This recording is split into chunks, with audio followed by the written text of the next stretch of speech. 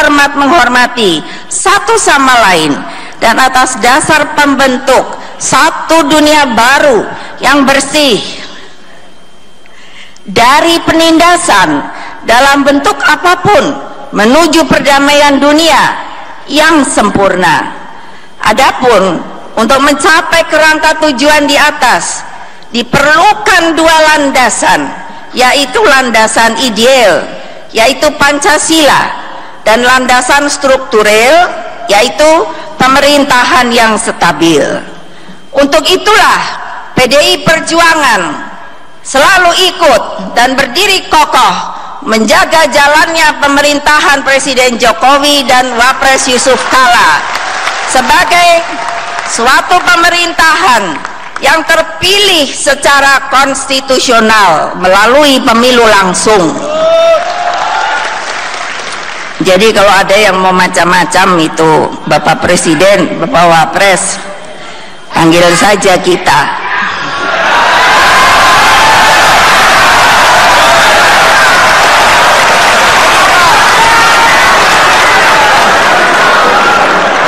Nah, kalau ada yang mau macam-macam, anak buah saya sudah ada loh Bapak, dan anak buah saya itu ada loh yang udah digaplok sama orang, ada 2. Kasihan, anak ranting. Nanti mungkin kalau sudah sembuh orangnya akan saya beri hadiah kehormatan.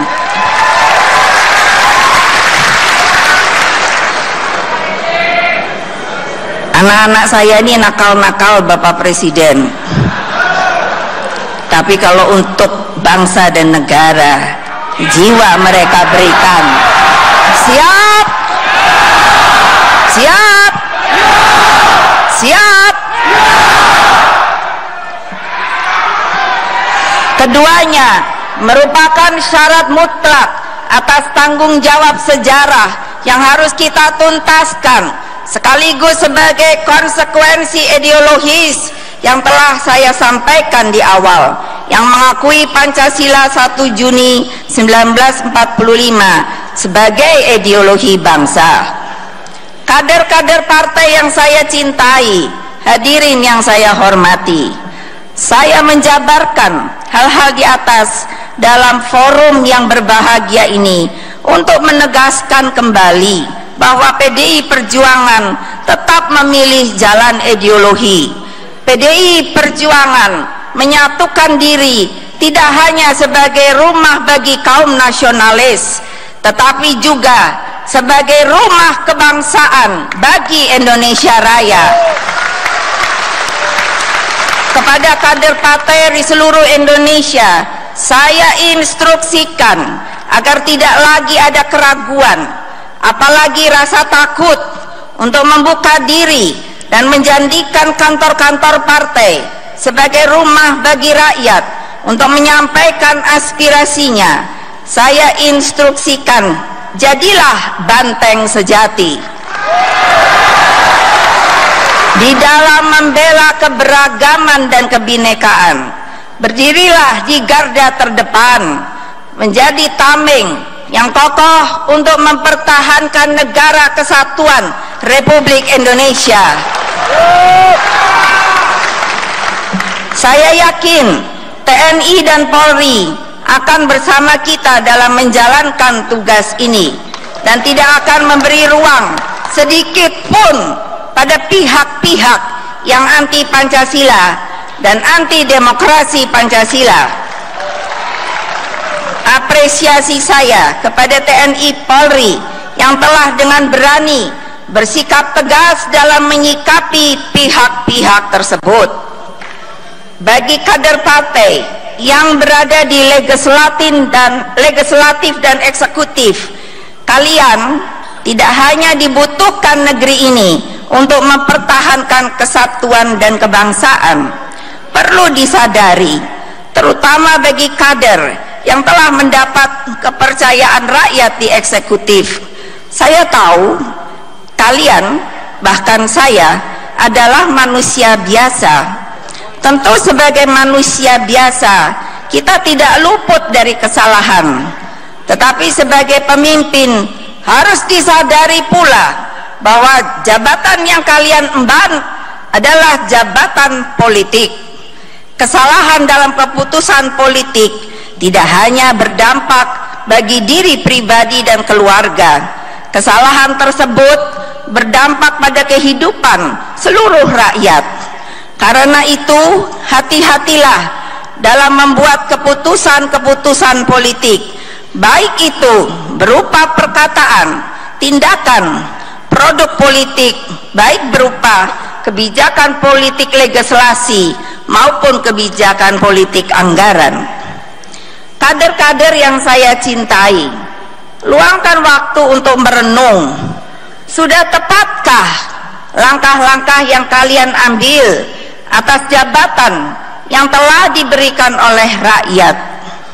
Ataukah justru sebaliknya, jangan kalian justru menjadi bagian dari orang-orang yang menindas dan menyengsarakan rakyat dengan kekuasaan yang sebenarnya justru merupakan amanah dari rakyat. Saya tegaskan kembali, sebagai ketua umum partai, instruksi saya kepada kalian adalah mensejahterakan rakyat, bukan sebaliknya. Kebinekaan harus disertai dengan keadilan dan kesejahteraan sosial bagi seluruh rakyat. Terakhir, saya ucapkan terima kasih kepada seluruh rakyat Indonesia yang tetap setia membatinkan Pancasila di dalam kehidupan sehari-hari. Kita tidak perlu reaksioner, tetapi sudah saatnya, sekali lagi, sudah saatnya silent majority itu harus bangkit, bersuara dan menggalang kekuatan bersama. Ayo, mereka yang belum bisa bicara, yang selalu berdiam diri saja, bersuaralah bagi kepentingan bangsa dan negara kita. Saya percaya mayoritas rakyat Indonesia mencintai negara kesatuan Republik Indonesia yang berbineka tunggal ika. Kita akan bersama-sama terus berjuang. Kita pasti mampu membuktikan pada dunia bahwa Pancasila mampu menjadikan keberagaman sebagai sebuah kekuatan untuk membangun kehidupan yang berperi kemanusiaan dan berperi keadilan. Bangsa ini sedang berada dalam struggle to survive, dalam perjuangan untuk bertahan, baik secara fisik maupun mental, bertahan agar tetap hidup secara badaniah dan mental. Hadapilah tantangan-tantangan yang ada dengan kekuatan gotong royong sebagai kepribadian bangsa. Berderaplah terus menuju fajar kemenangan sebagai bangsa yang sejati-sejatinya merdeka.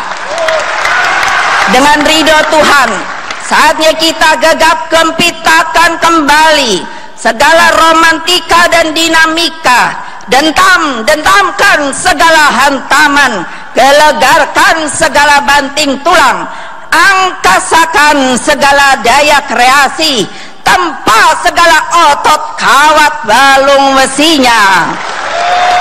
Sungguh kita adalah bangsa berkepribadian banteng.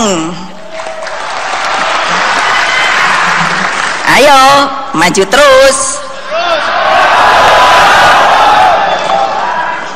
ever onward, never retreat. Kita pasti menang.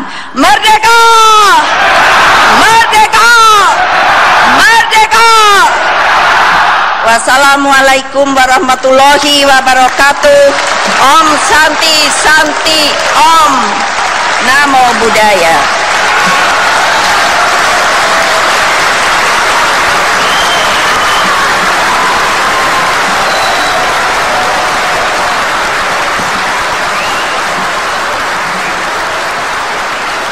Demikianlah pidato politik dari pidato dari Ketua Umum PDI Perjuangan Megawati Soekarno.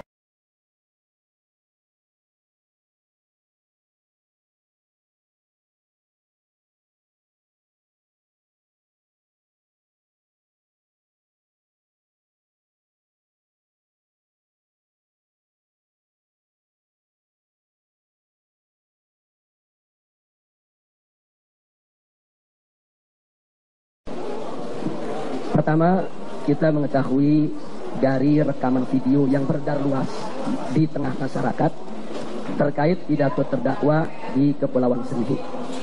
Tapi setelah itu, pada saat saya disidik oleh penyidik memutarkan rekaman video yang lengkap yang sudah diperiksa oleh laboratorium forensik Mabes Polri. Nah, kemudian saya melakukan penilaian tidak terhadap rekaman yang beredar, akan tetapi rekaman yang ditunjukkan dan ditayangkan oleh penyidik. Baik. Pada saat pemeriksaan. Ya. Ya, artinya yang saya dengarkan itu rekaman semua. Tentunya sekarang saya sudah tidak ingat. Yang saya ingat sekarang adalah apa yang dituangkan di dalam BAP, yaitu di menit ke-24.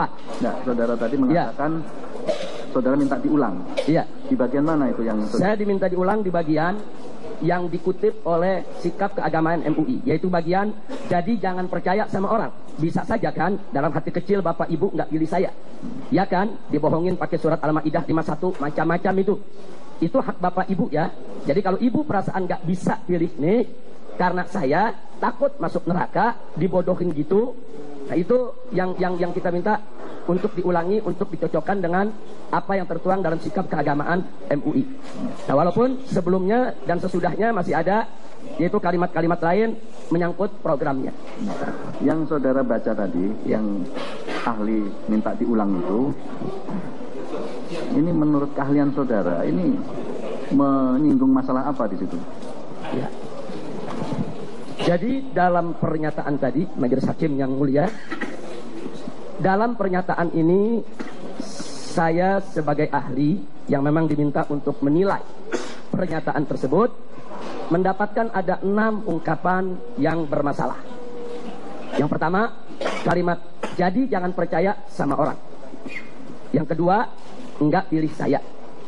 Yang ketiga, dibohongi pakai surat Al-Maidah 51. Yang keempat, macam-macam itu.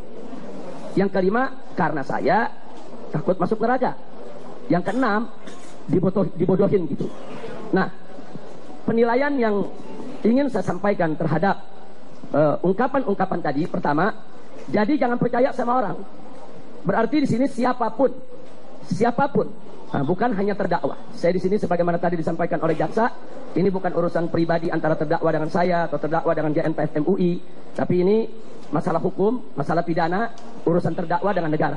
Yang ingin saya garis bawahi, ungkapan jadi jangan percaya sama orang yang disampaikan oleh terdakwa di hadapan masyarakat Kepulauan Seribu, maka saya ingin katakan siapapun yang mengatakan kalimat ini berarti telah mengajak masyarakat agar jangan percaya kepada siapapun juga yang menggunakan surat Al-Maidah ayat 51 untuk tidak memilih non-muslim sebagai pemimpin.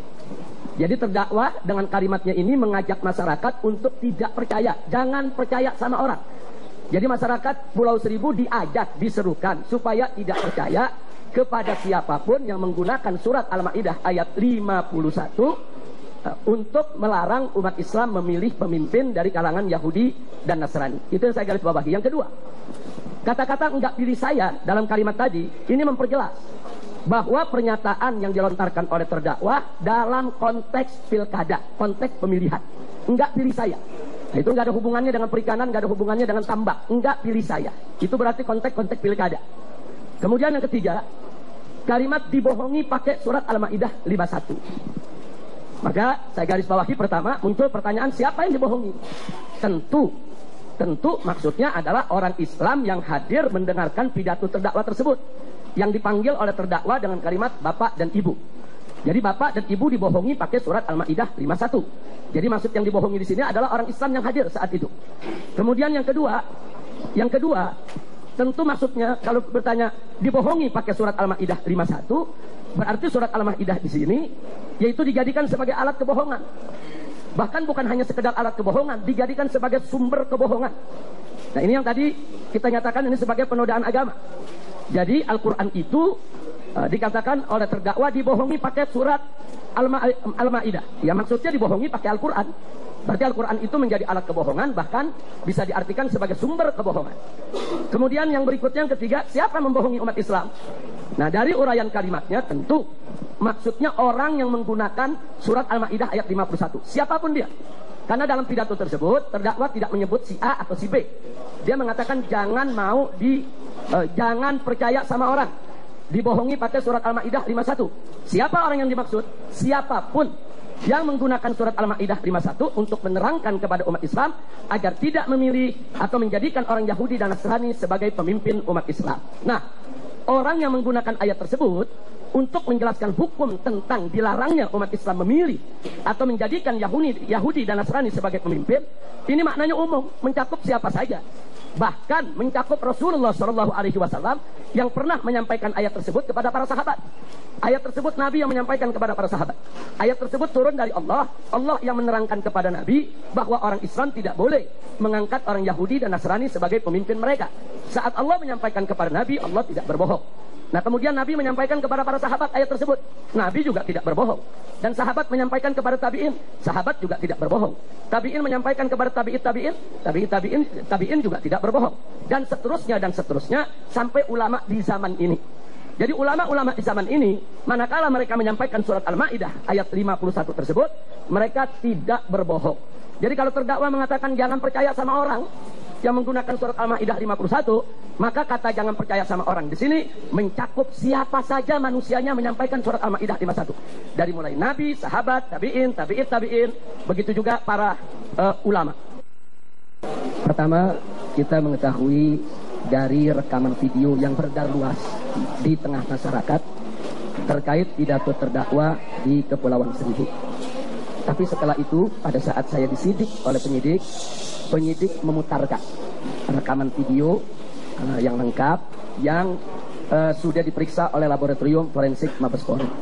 Nah, kemudian saya melakukan penilaian tidak terhadap rekaman yang beredar, akan tetapi rekaman yang ditunjukkan dan ditayangkan oleh penyidik. Baik. Pada saat pemeriksaan. Ya, artinya yang saya dengarkan itu rekaman semua. Tentunya sekarang saya sudah tidak ingat. Yang saya ingat sekarang adalah apa yang dituangkan di dalam BAP, yaitu di menit ke-24. Nah, saudara tadi mengatakan saudara minta diulang. Iya. Di bagian mana itu yang saudara? Saya diminta diulang di bagian yang dikutip oleh sikap keagamaan MUI, yaitu bagian jadi jangan percaya sama orang. Bisa saja kan dalam hati kecil Bapak Ibu nggak pilih saya, ya kan, dibohongin pakai surat Al-Ma'idah 51 macam-macam itu hak Bapak Ibu ya. Jadi kalau Ibu perasaan nggak bisa pilih nih karena saya takut masuk neraka dibodohin gitu, nah itu yang kita minta untuk diulangi, untuk dicocokkan dengan apa yang tertuang dalam sikap keagamaan MUI. Nah, walaupun sebelumnya dan sesudahnya masih ada, yaitu kalimat-kalimat lain menyangkut programnya. Yang saudara baca tadi, yang ahli minta diulang itu, ini menurut keahlian saudara, ini menyinggung masalah apa di situ? Ya. Jadi dalam pernyataan tadi, Majelis Hakim yang mulia, dalam pernyataan ini saya sebagai ahli yang memang diminta untuk menilai pernyataan tersebut mendapatkan ada 6 ungkapan yang bermasalah. Yang pertama, kalimat jadi jangan percaya sama orang. Yang kedua, enggak pilih saya. Yang ketiga, dibohongi pakai surat Al-Ma'idah 51. Yang keempat, macam-macam itu. Yang kelima, karena saya takut masuk neraka. Yang keenam, dibodohin gitu. Nah, penilaian yang ingin saya sampaikan terhadap ungkapan-ungkapan tadi, pertama, jadi jangan percaya sama orang. Berarti di sini siapapun, nah, bukan hanya terdakwa. Saya di sini sebagaimana tadi disampaikan oleh jaksa, ini bukan urusan pribadi antara terdakwa dengan saya atau terdakwa dengan GNPF MUI, tapi ini masalah hukum, masalah pidana, urusan terdakwa dengan negara.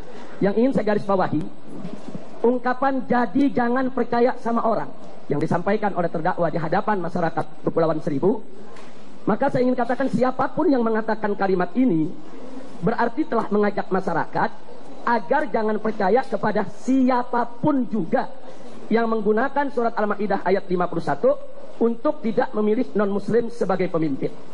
Jadi terdakwa dengan kalimatnya ini mengajak masyarakat untuk tidak percaya, jangan percaya sama orang. Jadi masyarakat Pulau Seribu diajak, diserukan supaya tidak percaya kepada siapapun yang menggunakan surat Al-Maidah ayat 51 untuk melarang umat Islam memilih pemimpin dari kalangan Yahudi dan Nasrani. Itu yang saya garis bawahi. Yang kedua, kata-kata enggak pilih saya dalam kalimat tadi ini memperjelas bahwa pernyataan yang dilontarkan oleh terdakwa dalam konteks pilkada, konteks pemilihan. Enggak pilih saya. Nah, itu enggak ada hubungannya dengan perikanan, enggak ada hubungannya dengan tambak. Enggak pilih saya. Itu berarti konteks pilkada. Kemudian yang ketiga, kalimat dibohongi pakai surat Al-Maidah 51. Maka saya garis bawahi pertama, muncul pertanyaan siapa yang dibohongi? Tentu maksudnya adalah orang Islam yang hadir mendengarkan pidato terdakwa tersebut, yang dipanggil oleh terdakwa dengan kalimat bapak dan ibu. Jadi bapak dan ibu dibohongi pakai surat Al-Maidah 51. Jadi maksud yang dibohongi di sini adalah orang Islam yang hadir saat itu. Kemudian yang kedua, tentu maksudnya kalau bertanya dibohongi pakai surat Al-Maidah 51, berarti surat Al-Maidah di sini yaitu dijadikan sebagai alat kebohongan. Bahkan bukan hanya sekedar alat kebohongan, dijadikan sebagai sumber kebohongan. Nah, ini yang tadi kita nyatakan ini sebagai penodaan agama. Jadi Al-Quran itu dikatakan oleh terdakwa dibohongi pakai surat Al-Maidah. Ya maksudnya dibohongi pakai Al-Quran.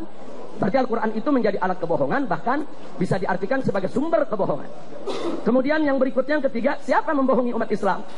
Nah, dari uraian kalimatnya tentu maksudnya orang yang menggunakan surat Al-Maidah ayat 51. Siapapun dia. Karena dalam pidato tersebut terdakwa tidak menyebut si A atau si B. Dia mengatakan jangan percaya sama orang. Dibohongi pakai surat Al-Maidah 51. Siapa orang yang dimaksud? Siapapun yang menggunakan surat Al-Maidah 51 untuk menerangkan kepada umat Islam agar tidak memilih atau menjadikan orang Yahudi dan Nasrani sebagai pemimpin umat Islam. Nah, orang yang menggunakan ayat tersebut untuk menjelaskan hukum tentang dilarangnya umat Islam memilih atau menjadikan Yahudi dan Nasrani sebagai pemimpin, ini maknanya umum, mencakup siapa saja. Bahkan mencakup Rasulullah SAW yang pernah menyampaikan ayat tersebut kepada para sahabat. Ayat tersebut Nabi yang menyampaikan kepada para sahabat. Ayat tersebut turun dari Allah. Allah yang menerangkan kepada Nabi bahwa orang Islam tidak boleh mengangkat orang Yahudi dan Nasrani sebagai pemimpin mereka. Saat Allah menyampaikan kepada Nabi, Allah tidak berbohong. Nah, kemudian Nabi menyampaikan kepada para sahabat ayat tersebut. Nabi juga tidak berbohong. Dan sahabat menyampaikan kepada tabi'in. Sahabat juga tidak berbohong. Tabi'in menyampaikan kepada tabi'in juga tidak berbohong. Dan seterusnya sampai ulama di zaman ini. Jadi ulama-ulama di zaman ini, manakala mereka menyampaikan surat Al-Maidah ayat 51 tersebut, mereka tidak berbohong. Jadi kalau terdakwa mengatakan jangan percaya sama orang yang menggunakan surat Al-Maidah 51, maka kata jangan percaya sama orang di sini mencakup siapa saja manusianya menyampaikan surat Al-Maidah 51. Dari mulai nabi, sahabat, tabi'in, begitu juga para